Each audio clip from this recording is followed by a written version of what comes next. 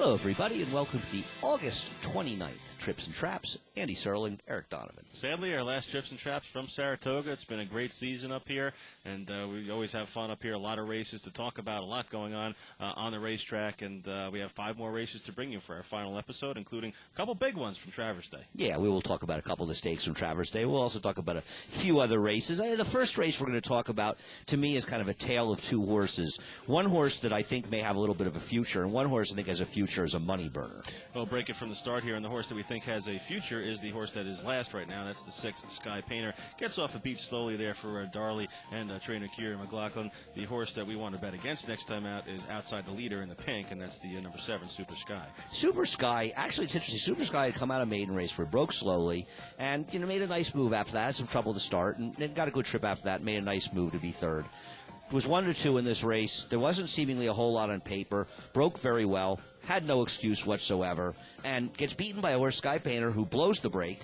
Ends up wide, probably wants to go farther than this, and he still runs him down. I feel like Sky Painter's the kind of horse that's going to improve with distance, and I feel like Super Sky's the kind of horse that's going to incinerate people's money when we get to Belmont Park. I think you see Super Sky right there in between the branches down the backstretch there. We'll roll the tape now, and there he is in the Darley silks. You should be able to tell those silks pretty easily there. And you see in between horses, Super Sky on the front end and Sky Painter just starting to get her legs underneath her here. Now, you could argue that Super Sky was sort of forced into the race a little bit early by Camden Jane, and I think that's a fair enough argument, but barely beat Camden Jane by a length. Camden Jane was a long shot first-time starter here, I think for Gary Contessa, actually.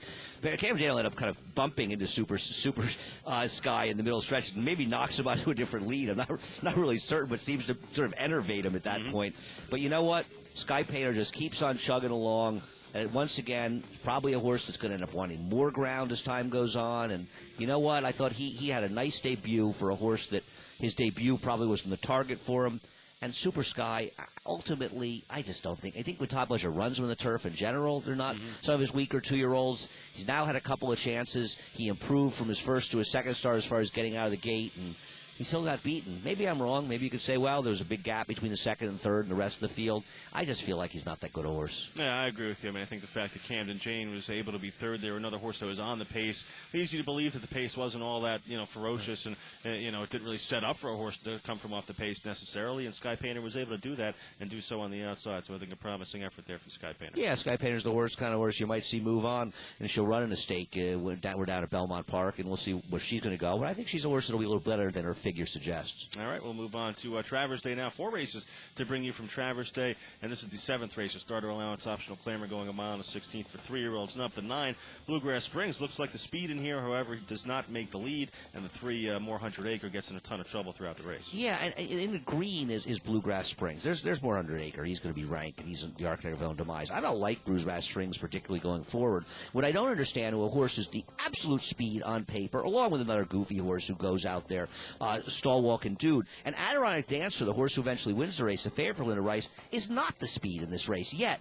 Bluegrass Springs shows no speed whatsoever. I mean, he was 12th and last, a half mile into the race. 12th and last, and never had a scintilla of trouble. Adirondack Dancer was not even really a speed. And don't forget, these turf courses have gotten firm, and the speed has been pretty good on him. So Adirondack Dancer finds himself on the front end in a very advantageous situation down towards the inside, the best parts of the course with the rails down. This horse ends up all the way back in last. It makes no sense. I bet Bluegrass Springs has more speed next time he runs. I don't know what happened to him here. More 100 Acre, is he one of these architects of his own demise horses that's just going to always get himself in trouble? Looks that way. Just look never to be happy at any point in the race. So, I mean, unless he's, sitting outside the speed, I mean, it's hard to believe he's going to be in a spot where he's covered up, where, he's not throwing his head around and being rank. And, Johnny Velasquez just had a whole bunch of trouble with him here. Nothing really that was his own fault, Johnny's, but just every spot he put him in. If he was behind horses, he was rank. If he was out in the clear, I have a theory. Watch him in the stretch. He lugs into the rail. I wonder if he's a lug-in horse that wants to be running on the rail, and I wonder if one of the reasons he's acting the way he's acting is that he's outside of horses and he wants to get himself inside, and he can't because there's horses inside of him. There he is. Don't even forget about Bluegrass Springs at this point. I just don't understand how he ended up in the position this race he ended up. He was 10-1 in a big field. 10-1 was right around the mean price here, so it wasn't as though he was expected to have no chance in this race. He was never in competition. Watch what I mean with More 100 Acre. You see him in the middle of the horses, he will end up ducking in towards the rail. rail. Yeah, he goes down toward the rail right here. Johnny's tapping him right-handed a little bit, but he will go down there. And there's not really a whole lot of room in there, so it looked like it was something he did, on his own. You see it right there. His head and he's angled down in there, and he just likes to be on the rail. Maybe you're right about that. I wonder, he'd be an interesting horse if I saw him draw inside in a race at Belmont. Maybe that would work out for him. I don't know. I'm not really sure. I was surprised the way the race was run. Rancer drifted out a little bit in the stretch, but he was helped by his trip. I think he's a little dressed up off this. Wild Billum got a pretty good trip overall. He was probably the best horse in here. I don't know, just kind of a funny race in a big field, and I was just surprised by the way it was run more than anything else, and that's why I wanted to show it. You know who I thought ran okay in there actually up on watching again is the 6 Wildcat. It was 3 wide up on the pace the whole way around. Just doesn't seem like a whole lot of horses are winning with that kind of trip, and was able to stay on there pretty well. He's taken a goose egg up to Saratoga and run well in 3 races up here. The problem with him is he's got the 1 win and now about 14 starts, and he feels like he's one of those camera-shy horses. But I don't disagree. I think he ran okay in his races up here. It's Tom Voss. You don't know if that horse is going to be in New York next time out or down to Delaware or running over jump somewhere. You never know. All right, we'll take a look at the 8th race now. The next race here at Traverse Day, one of that allowance for 3-year-olds and up Kogamano, 16th on the inner. This is the race where what was the game plan with Joking? I know he broke a step slow, but this is something we've seen from this rider more than a few times here on the inner turf. Not really being particularly aware of having an outside post in mile and 16th on the inner, and the importance of getting yourself in position where you don't get completely blown out in the first turn. He aggressively drove up in this trouble. I thought it was ridiculous. Yeah, this was a horse that made the lead last time out down at Belmont, going a mile 16th on the inner, ending up 7 wide going into the first turn there. A horse that you figure, what worst case scenario would probably be 2 or 3 wide in the leading pack going into the turn, instead, near the back of the pack and being 7 wide. I think it's a question. You need to have a game plan going into these races and try to execute it. It's something I spoke about it with Jerry Bailey a bit when he did the radio show with me, and I just feel like, things happen out of the gate, and he broke a step slow, but I think once that happened, he probably had to think, you know what, let me try to settle him and see if I can get him towards the inside and get him in there. I'm already a little behind the 8 ball, a la horse we're going to show a little bit later in this show. But instead, he ends up chasing basically 4 wide the whole way. And these courses, people were focused on speed. I think it was inside as much as anything else. You wanted to be the inside paths. Joking was the opposite. I think he's going to look very bad coming out of this race. And, of course, the horses that run 1-2 are basically on the 1 and 2 paths, first and second the whole way around the track. And Joking is the opposite trip. And the third horse is 20-1. That's the horse in the orange down on the rail. So it's a race where you wanted to be in the 1 or 2 path throughout most of the race. Instead, Joking is tighter to the rail than 4 paths off the whole way around. Yeah, this was ridiculous. Actually, North Star Boyer ran the 4th here. Didn't run that bad either. He was closer to the pace than he wants to be, and he was 3 wide the whole way. I thought he ran okay. Just sort of never really had a fair chance either. Joking ran well enough in his prior start. A real step forward for him, going long on the turf. And we thought he was a closing dirt sprinter. Turns out maybe one of the better races he ever ran was going long on the turf. I'd be very interested to see him get to Belmont around the 1 turns. Maybe he can get a fairer trip in here. And, this is also in showing these races. I think that it's something to look forward to going to Belmont, whether it's over the weekend at Saratoga and whether it's the closing week at Saratoga. And we won't be doing a show next week, obviously, with the transition to Belmont. Find horses that had impossible outside trips in these turf courses that were hampered by the paces and the fact the paces held together. I think we're going to find a lot of bet backs going to Belmont Park, and these are some examples, but they're just sort of food for thought. And take a look at as many of these 2-turn races you can. They will be a gold mine, I think, for winners. Yeah, I mean, it's a good point. I wanted to bring it up to you. I mean, what do you do with a horse that is sitting kind of toward the back of the pack in here, maybe 7th out of 10, and is 3 wide for out, never really makes any kind of run? Are they an automatic upgrade next time out? Well, I think what they are, Eric, is viable throwouts. Like anything, if you can make cases for horses based on other races. We don't like to just indiscriminately say, I'll throw out the horse's last start. These are legitimate throwouts, and they're going to be horses that look worse than they necessarily are. I think if you can make a case to bet them off prior races into the race that they're in, you can make a legitimate excuse, and you can say they're going to be a bigger price than they should be because they look worse than they actually are. Makes a lot of sense. Okay, 2 stakes to bring you from Traverse Day. We'll go to the test now. Race number 9, 3-year-old fillies, going 7 furlongs. Put on a good show here in this one. Sweet Lulu, the number 5, coming in from California, undefeated for Jerry Hollendorfer. My Happy Face, turning back for Chad Brown, and Wildcat Lily coming off a game performance in her last start. I like all these horses, and I think that Sweet Lulu is a cool horse, and obviously she's a horse that can really improve and has done quite a lot in quite a little bit of time.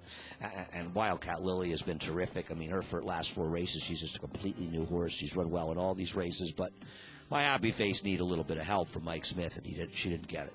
No, I mean, it turns out the way, the way you kind of would want to see this horse ridden in this race, Monday morning quarterbacking is dropping over to the inside, I guess, and trying to save some ground instead of being spun out, into about the 7 path as my happy face was turning for home. My happy face did get a fast pace in here, which definitely helped her out to some degree, but losing all that ground coming off the turn, I think, hurt her big time. I'm going to tell you something. I don't think it was a monstrously fast pace. It's a grade 1-7 furlong sprint.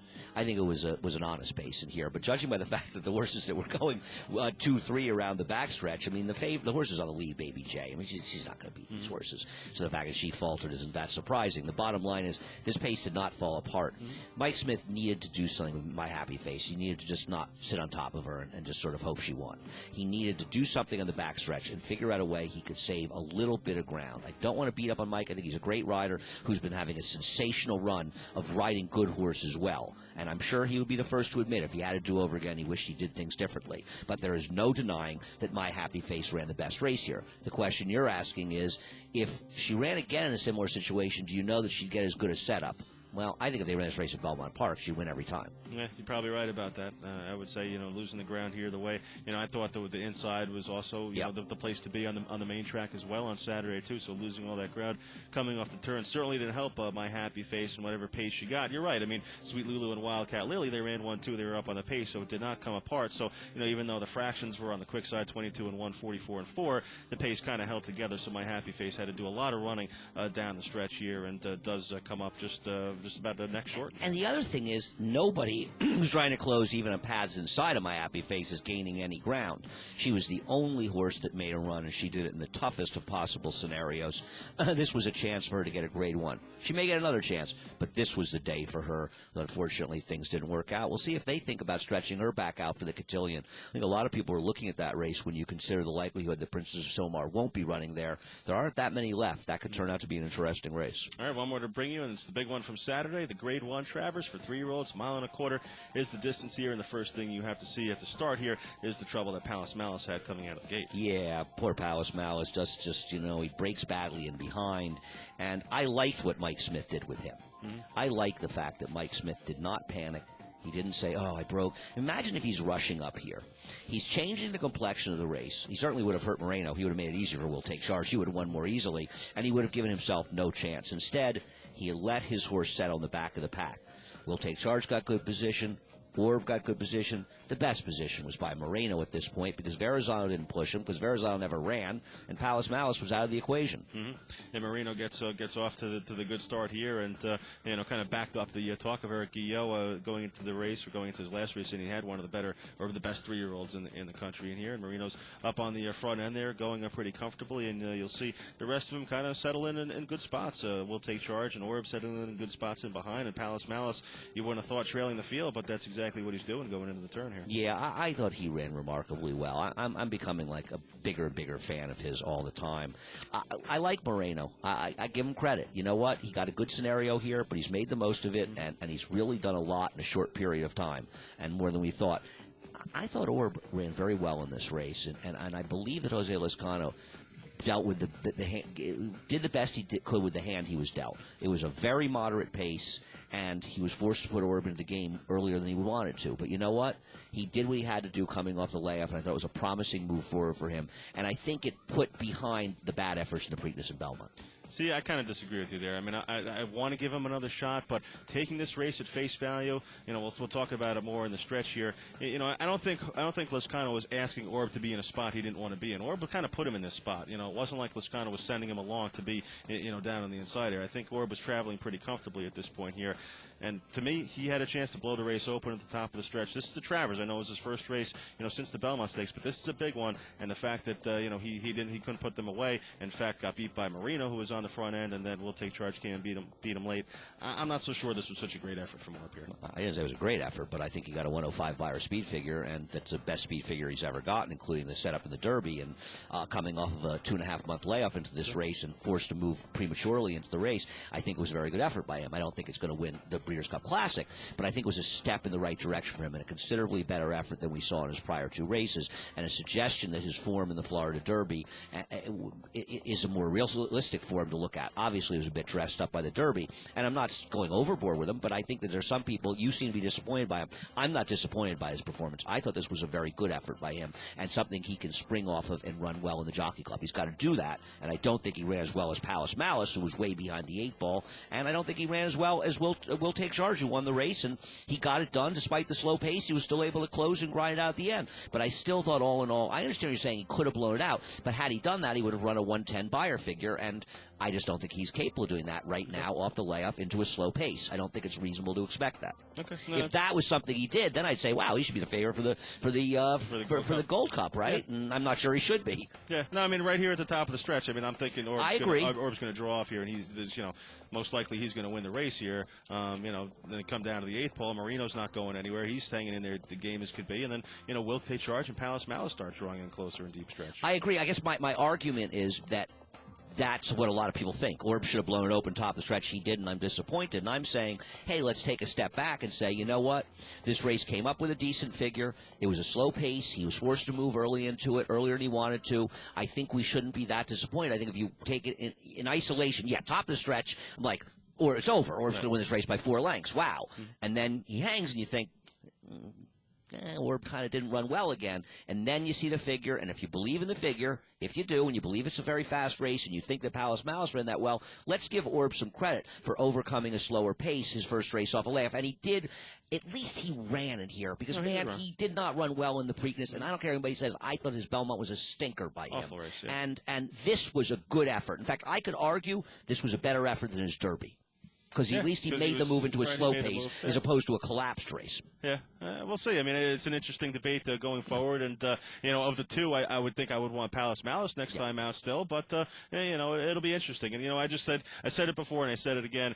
These two are clearly the top 2 contenders for champion 3-year-old. I'd like to see one of them win either the Jockey Club Gold Cup or the Breeders' Cup Classic, just to put to put any kind of questions out of the way there. And it would be a definitive 3-year-old champion. That's what I want to see. I agree with that. You always like to see something definitive in horse racing. And last year, we like Wise Dan, but you don't feel like he's definitive horse of the year, and not trying to knock him, but you like to be able to say at the end of the day, this is the right horse. And I totally agree with you, and I cannot wait for that Gold Cup, because they'll be in there with some good older horses to settle it, these 2 horses. And I love Palace Malice race, but I'm not going to be surprised if Orb runs well. I hope that everybody out there has enjoyed Trips and Traps and can give us some help when we get back to Belmont Park. Trips and Traps at NYRAinc.com. Thanks for watching.